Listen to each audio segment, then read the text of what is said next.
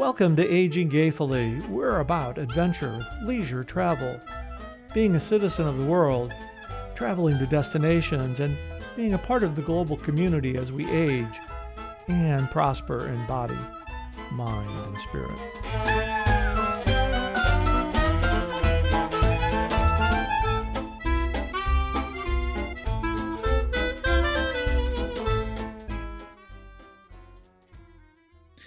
Welcome to Aging Gayfully. I'm Josh. And I am Chris. We are back. We are back. We've had a little bit of a siesta. I wish that we were siestaing. We wish we had been siestian. Is that a word? Siestian? Siestaing. I don't think that in I don't think Spanish so. it is, But but it is now. that lets everybody know how well I'm doing in my Spanish practice. So It's the gayful language. That's Mhm. what it. The Aging Gayfully language. So this is a loaded question because I know the answer. Hey, Chris, what have you been up to?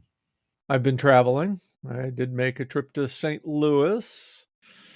And kind of right at the same time, you went to New Orleans, but for two very different reasons. And I think it's kind of ironic in one sense that we started out our Aging Gayfully podcast talking about different destinations that we've been to and destinations that we want to go to. But smack in the middle of this, we ended up in two of at least my favorite destinations for very diverse reasons that I'm sure we'll gonna kind of get in and talk about a little bit today. Yeah, so if you, dear listener, haven't heard our episodes on St. Louis and on New Orleans, I do recommend that you go take a listen. Yeah, so for my part, Amanda, my wife, had a work trip. They sent her to New Orleans, and the family decided to go because her work was paying for the hotel, and why not? And this is the second or third time we've done it this way, where we've gone somewhere and she's had to work. And I feel bad for her because we get to tour the place and have a great time, and she has basically her 9 to 5, except not in her familiar office, but in a hotel convention center. But it was lovely. We can talk about New Orleans, but I do want to talk about what took you to St. Louis. What took me to St. Louis is we've had my oldest sister Joanne, who had been suffering from dementia for quite a number of years. She made her transition on January 31st, uh, and the uh, people who are close to me, uh, and I'm not sure I've even shared this with you, Josh, is that I have four older sisters now. Two of them have made their life transition, but I've always coined them as the Fab Four, and uh, and I've always proclaimed, which is I think that's the right word. I've gotten my care gene from my four sisters as I've watched them raise their 25 or so kids and all their grandkids. And but the special relationship with Joanne and I, even though there's 18 years difference in our in a is her birthday's a day after mine. So Oh. she would be we're recording this on February 18th, which is my birthday, and her birthday is February 19th. But it's just kind of 18 years apart. So she would have been 85 tomorrow.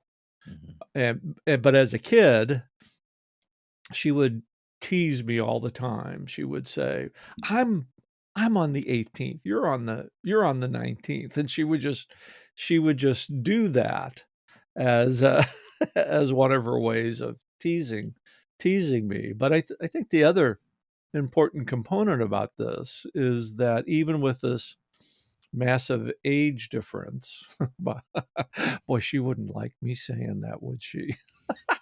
I would think Uh, not. no, well, I've got my Meryl, and so she's just a year younger than Joanne. So there's a massive. I don't to get that dig in there also, but uh, Joanne's kids Joanne was married young, in her early 20s. So her oldest daughter is just 3 or 4 years younger than me. Huh. So I I have nieces and nephews that are closer in age to me than my brothers and sisters, because my next oldest sibling would have been 8 years older than me. So there's a whole, and Joanne had 7 kids. So there's a whole list of, and with my other sister, Meryl, who's still kicking and making noise in St. Louis. Her kids are in their early 60s. So I've always had a fun relationship with my nieces and nephews. And that's why they call me the FU. Yes. Remind everyone.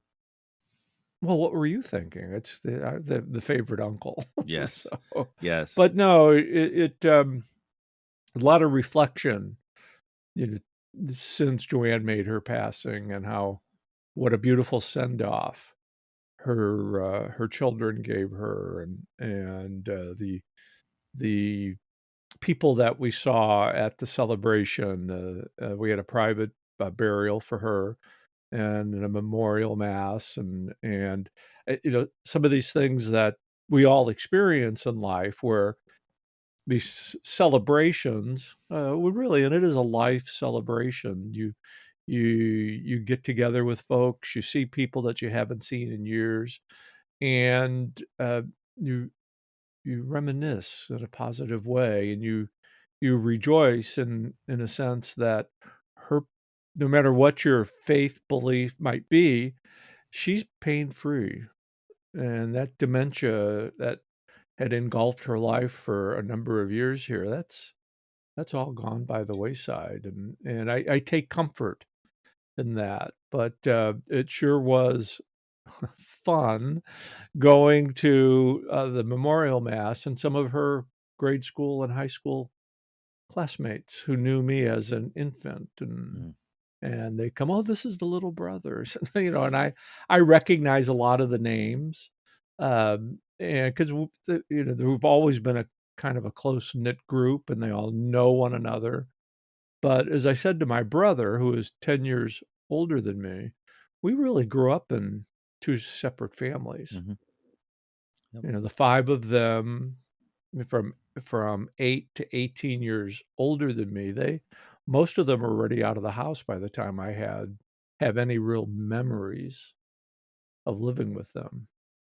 And that's why I think it's so important to rejoice, and when you reminisce about a life well lived. And that's kind of, while I'm sad that she's no longer here, I'm very happy that she's pain free. And I think that's something that as we age, we want to live as healthy and happy as we can, pain free. And how do we make that happen while we're here? I think that's part of our reason why we're doing these conversations. Yeah, and it's interesting that you should take this conversation in that direction, because I was just thinking to myself this morning. I was struggling to get up, and like my back hurt a little bit, and all these little aches and pains. My first thought was, "Ugh, that's just the ravages of age." And then my second thought was, "Well, no, you don't work out, you don't walk, you eat some of the things that you shouldn't eat. Let's call it what it is. I mean, as you as you get older, it's just that you have less opportunity maybe to take care of those things, and also your body starts to show the wear and tear of your mistreatment of it. But I think that I shouldn't be so quick to say, "Oh, that's just because I'm getting old." Right. Absolutely not. Absolutely not. So, Josh, I have to ask you a personal question, because I know all of our listeners are going to want to know, after being in New Orleans, how many beignets did you have? I had let me think. I can tell you. I think I saw on Facebook you were up over 30. Was that kind of the right? No, no, no, no, no, no, no. I had we went twice to Cafe Du Monde. Yeah, So I right down had there in the French Quarter, for sure. Yeah, that's right. I had 5 you in had total. 5 So they come in plates of 3, and so plates I of I 3. had 5. They're really I forgot how big they were. half of a donut size, I guess, or whatever. They're pretty big. I remember them for some reason as smaller things. So, and of course, they pile it with powdered sugar, and my Yeah. insulin factories were Did you ask for extra powdered sugar? extra. Please, you don't ask for extra powdered sugar. So, did you take some of that extra powdered sugar? Did you blow it on Amanda and your No, family? see, there you go. She didn't get to go with us for that. Oh, that's right, because she was working. So That's it was right, me and the 2 kids, and that's the the kiddies. Yeah, 7-year-old and the 17-year-old. I would have loved to have seen your 7-year-old experience. Oh, yeah, no, he had a Yeah, good that time. must. Yeah, He had a good yeah, time. yeah. So a couple of, observances about New Orleans this time because I've been 3 other times. The weather was great because we went, when it was cooler, and I would never recommend going, especially the French Quarter, when it's warm. But it was cool, and it was pleasant, and, my 2 favorite things are the music and the art, and I understand that the French Quarter is touristy, and there's so much more to be seen, which Yeah. we did, but the unique and wonderful thing about especially Jackson Square and Cafe Du Monde in that area right there is that every day the artists set up their art, selling their art along the fence line all the way around Jackson Square. And it's lovely to see. Just go and you look at all the art Hmm. and the music. The on every corner is Right. someone playing, busking or playing music. And as I've said before, you'll see like a little middle school looking student, Right. walk up to a corner with his horn and then start to play, and you're thinking, "Good God, this is a virtuoso." This kid at that age can play better than 98% of the people with a horn. And you just see it all over. One of the many excellent points about experiencing New Orleans is the street music. What I grasp from that when I'm there are the talent that people have. And what separates somebody like that who has this massive talent? How do they get that opportunity to take their brand to the next level? How do you get discovered?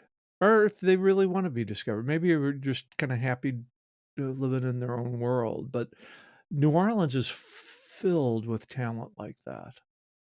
And I'm sure there's other cities throughout the nation that are the same way where the street art, the street musicians, they're just like off the charts. And, what separates one person from being a Grammy Award winner from another person who's sitting right there that has just as much talent as those who are winning those awards?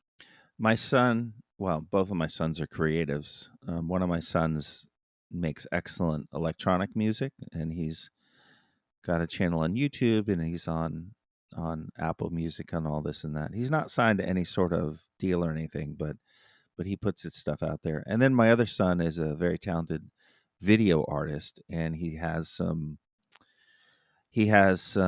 a video series on YouTube, and I always tell them the same thing. It does not matter at the end of the day how talented you are. It does not matter how good you are, because dime a dozen, as you're saying, Chris. It matters who you know. It matters who you Right. know. And I'm not saying that in a cynical, bad way. I'm what I'm really saying is the thing that I say to people all the time. The most important thing that we can do in this world is have connection with other people. And so in the very best of ways, that's a truism that plays Right. itself out even in the creative industry. It matters who you know, not what you know. Matters. And then of course there's Yeah. a whole And, ton of luck that goes along with that as well. But uh, but right. making connections and quality connections and deep connections with people in every part of your life. And never giving up. Never giving up. I don't know we've ever really talked about, well, we did talk about the My Green Folder film Oh project yes, a whole episode in one on of it. our Yep. episodes, and I think the example of what you're mentioning there is that, you have a dream And dreams do come true, but you have to work your dream. And it really speaks to what you've just said is that continue what you're doing, no matter how crazy it might appear to other people that just don't know or understand, but stay in your lane and reach out to people and to be creative, and opportunities do come. But you do have to be connected. You've got to find that one connection that can help make it happen. And I will say amongst the 2 of us, your superpower is making connections with people. I mean, I don't think I do it as well as you do it, and you do it on a mutant level in the best possible way. You are Mr. Connection. Oh, I appreciate that. That is one of my skills as I enter into my 67th year. Can you imagine that, Josh? Yes, and 67. happy birthday. But no matter how old I get, I'm always the youngest in my family. So it is your birthday, and let's talk a little bit about birthdays because a lot of people as they age, they don't wanna know from birthdays. They don't want to. Birthday, forget about it. It's just a number, which is kind of some folks' way of saying I really don't want to think about the fact that I am another year older. I'm grateful for my 67th year. And whatever comes this year or whatever comes tomorrow, I'm grateful for it. I'm grateful for my friends, grateful for my family. I'm never one that's going to let the grass grow underneath my feet very long. I'm always going to be doing something. I'm always going to be involved in some type of creative project. And I'm not going to let, how do I say this judiciously? Don't say it judicially. Considering what happened to me a little bit with this week, and I'm not going to let homophobia stand in my way for my creativeness and my desire to do the things that not only are important to me, but know that have been important to um, a number of people throughout the scope of care. And yeah, it's kind of like we said earlier. You're never going to eliminate bigotry, but you certainly can eliminate how you respond to it or change how you respond to it. There's clearly a story there. Yeah, well, and we'll get into it in another episode, but not today.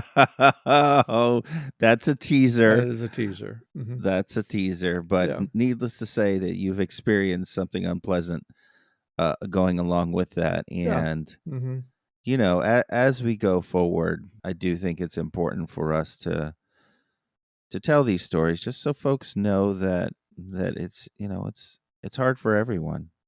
Yeah, and I think what's interesting as we get older, things don't, at least for me, things don't bother me the way that they used to. Does that come with experience? Does that come with self-reflection? Does that come with aging? The aging process where you've gone through some of these things. Well, maybe so, um, but it doesn't take away the sting when it first happens. But what experience and aging does is it allows you to kind of refocus and not worry about, in one sense, someone else's bigotry. I don't want to speak entirely for the gay community, but I will speak as it relates to some of my experience. We're often used to being judged before somebody talks to you. They see where you're at. They see where like with me, our my life with Richard was pretty public. And anybody that goes in and sees some of my history, I mean, they're going to see, I don't, not that I carry a rainbow flag on my on my shoulder at all times, but it's pretty obvious if you go and read the bios and our history where what side of the fence I'm coming from. But and I've known this early on in my career that at least for me as a gay man, I wasn't always going to fit in the right circle in certain circles, and I understood that and accepted that because why put yourself in a position that is, I mean, it's hard enough as it is, especially when the era that we grew up in. But why put yourself in a position like that? And this week, when a couple of opportunities came up, I said, no, I don't know. I don't know if this is going to be a good fit. I'm just telling you. Well, my friend said, oh, no, it's not a big deal. Well, it was a big deal, and it reared its ugly head. And in one sense, it wasn't surprising, but in another sense, it's like, wasn't a good fit from day one. As I age, I take less and less personally, but my sense of general injustice has grown. So in one sense, I take it, it doesn't sting as much, but in the other sense, it does. If you take my meaning. Very much so. And I think that's another reason why we're moving ahead with the Aging Gayfully brand and having these conversations because I use this I use this phrase through my caregiving work. It's through story sharing where diversity meets the road to collaborate on a common cause. And I think what we're doing here is pretty evident across the board that people from different backgrounds, different beliefs, different experiences can come together and share stories and learn just a little bit more about each other. And that's, I think, part of the whole scheme about traveling and how exciting that is, and going out and learning new cultures, meeting people from different parts of the world, and recognizing that, our little bubble that we grew up in really is minute compared to what's out there. And then what happens in the process? You find out that we're really not too much different from one another. We all want those three main components. We want to give it and we want to feel it: love, care, and commitment. Obviously, there's cultural differences, but prove me wrong. Everybody wants to experience love, care, and commitment, whatever that is to them, or that, their cultural backgrounds, or prove me wrong. Nope, I think you're right. All right. Well, I'm looking at our clock here, but I do want to end us on some happy reflections. What trips are you planning on taking this year? Really? You want me to reveal them? Yes. Well, I'm going to go to this little town in Florida called Gainesville. Oh, hell yeah. I'm just going to appear. I've been Like just, Santa. I'm just going to appear like Santa. I'm just going to appear like Santa. Actually, there's a transatlantic cruise in the works. Oh, that's fun. Yeah. That's So amazing. I'll know a little bit about this. And for all of our South Florida peeps, we're going to get on the Bright Line and go to Orlando. Very nice. Yeah. Very w- nice. with my roommate and our friend who I'm I'm sure he's gonna see with my friend the 90-year-old slut. Yes. So and his friend. So we have to have him on. Oh, yes. He Are would you be a kidding? treat. Now I say that in all kindness, that's kind of the thing that he jokes about. It's a But self-applied it's a moniker. self-applied. And but there and talk about an example of somebody that is aging gayfully. Yeah. I mean, he's written a couple of books. He's got more books in mind. Last night when I went and visited him, he was preparing his next song for the talent show at his senior living community. He was saying, Very nice. "Well, I can speak 3 or 4 different languages. I wonder if I can just kind of how am I going to be able to shift from one language to another?" I said, "Just go for it." He's just really it's just I'm very blessed with the people that are in my life these days. I love it. I love it. Well, that sounds like fun. Well, tell me when you're going to be in Orlando, when you sort that out, and maybe I'll pop by with my little family. Yeah, well, it's end of March, so Well, the Wilsons the Wilsons are going. in the middle of March will be in the United Kingdom, so that will be fun. Well, inquiring minds want to know. Yes, I have my passport. And do you know where it is? I think so. Okay, because one of the one of the it's amazing many people who, well, of course, you had a negative experience, but how many people they plan their overseas trip, but they forget where their passport is. Yeah, no, it's in a drawer downstairs. There you go. Okay. So I'm very excited about that. And it's funny because Amanda keeps asking me, well, what do you want to do there? What do you want to visit? And Chris, I really have reached that point in my life where I don't really care. The reason why I'm gonna go and have a great time is to meet the friends that we have over there.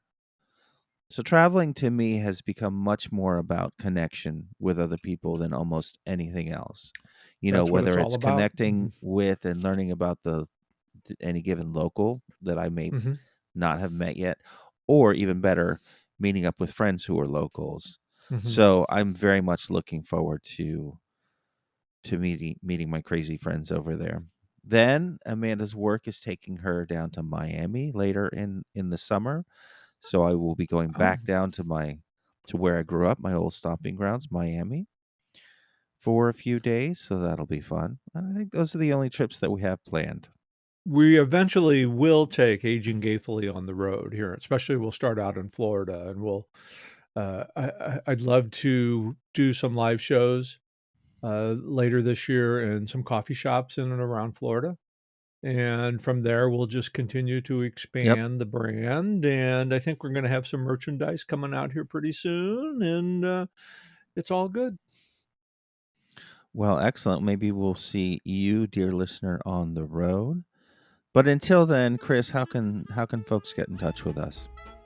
You can email us at yesiam at aginggayfully.com. That is yesiam at aginggayfully.com. And aginggayfully.com is the landing page. And, we'll get to a new website here sooner or later, but it's all in good time. We are excited to be back, and we will bring some more stories to you next week. But until then, you might not be aging gayfully, but you should try it. Can't hurt. I'd say go for it. All right.